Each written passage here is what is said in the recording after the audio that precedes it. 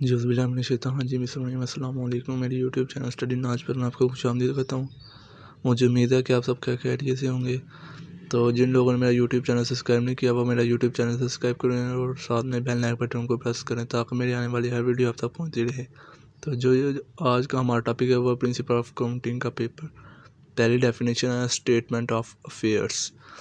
तो ये इसकी डेफिनेशन है statement of affairs is a sort of balance sheet having asset on the left side and liabilities and capital on the right side under single entry system.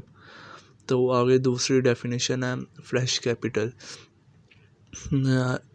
amount of capital which is introduced during the year in the business is known as fresh capital या additional capital। आ गया है donation.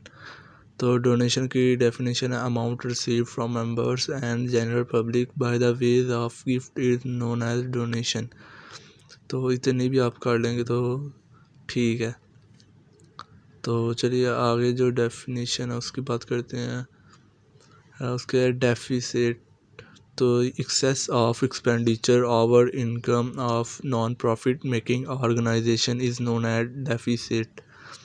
उसके बाद है character company prospectus of a company, it is a valuable document issued by the company for raising of the capital.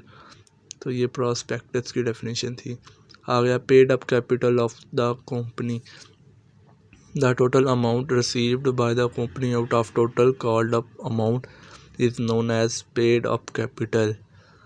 तो उसके बाद है share capital of the company, share capital the total capital is divided into a large number of shares, the sum of total of the par value of the share is known as share capital।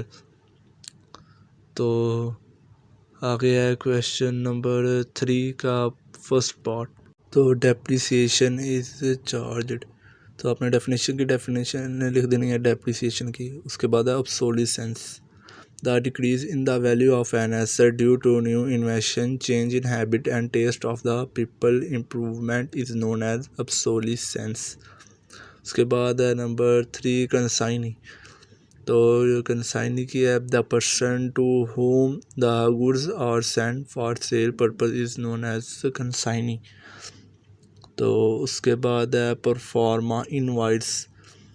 तो it is a forwarding letter sent by consignor to consignee along with the goods containing particulars as to the name of items, number, quality or weight or measurement and the price। तो उसके बाद है direct expenses इन consignment. तो expenses incurred before reaching the goods in the godown of the consignee, whether these expenses are paid by consignor or consignee, e.g. carriage या freight etc। उसके बाद है partnership deed. तो द एग्रीमेंट, इसे कहते हैं partnership agreement कोई। The agreement among the partners with sets of the term on which they have agreed to form a partnership is called partnership agreement.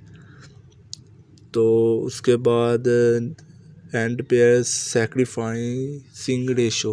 तो इसकी जो रेशो होगी वो होगी old shares minus new shares. तो हमारे पास आगे सेक्शन नंबर 2 आ जाता है, दूसरा पार्ट। तो इसका जो एक क्वेश्चन होता है वो 20 नंबर का होता है।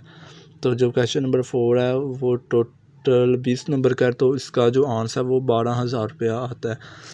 तो इसमें सिंगल एंट्री सिस्टम है। तो इसमें उसने जो है स्टार्टिंग कैपिटल भी बताया हुआ है और एंडिंग कैपिटल भी, क्लोजिंग कैपिटल भी बताया हुआ है। सिर्फ इसमें हमने स्टेटमेंट ऑफ प्रॉफिट और लॉस बनानी थी। तो जब ये बनाएंगे तो जो इसका आंसर है वो 12,000 रुपया आ जाएगा। तो आगे क्वेश्चन नंबर जो 5 है उसका भी यही है। उसका 20 नंबर का है और इसका मेरे ख्याल से 1670 आंसर आता है।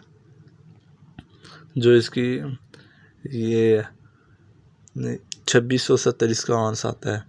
इसके लिए हमने ये एक्सपेंडिचर और इनकम अकाउंट जो है वो प्रिपेयर करना है, बनाना, तैयार करना है। तो एक तरफ जो होगा वो इसके एक्सपेंडिचर आ जाएंगे, तो इनकम की तरफ इसकी इनकम आ जाएगी। उन दोनों का जो है कंपेयर करेंगे, उसका आंसर यहाँ डेफिसिट आएगा, तो यहाँ सरप्लस आएगा। तो ये दूसरा हिस्सा है उसका, ये पेमेंट्स है, ये एक्सपेंसेस हैं उसके, तो ये एक्सपेंडिचर की तरफ आ जाएंगे। सबसे पहले हमने एक्सपेंडिचर बनाना है, उसके साथ ही इनकम बनाना है। तो आगे करते हैं। तो आगे क्वेश्चन नंबर जो 7 है, ये भी 20 नंबर का है। तो इसमें जो है वो कंपनी ने 10,000 शेयर इशू किए हैं, इसके लिए हमने जर्नल बनाना है। जर्नल में इसकी एंट्री होंगी, तो जो सबसे पहली एंट्री होगी वो ये होगी बैंक अकाउंट डेबिट और शेयर्स एप्लीकेशन अकाउंट क्रेडिट, यानी कि टोटल उसने रिसीव किए हैं 12,000 शेयर्स की एप्लीकेशन।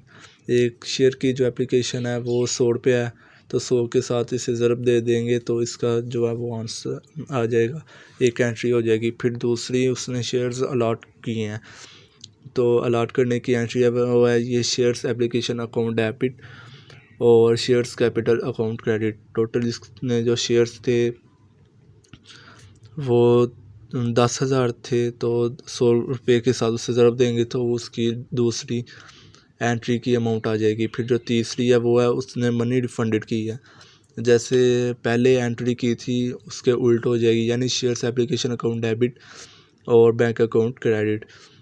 तो ये इस तरह करके तो इसकी बैलेंस शीट हमने बना लेनी है, तो दोनों साइड का जो है वो आंसर इक्वल आ जाएगा। नंबर 8 है अंडर स्टेट अलाइन मेथड, इसकी जो डेप्रिसिएशन है हर साल इक्वल आएगी, तो इसके लिए हमने लेजर बनाना है। जी शुक्रिया।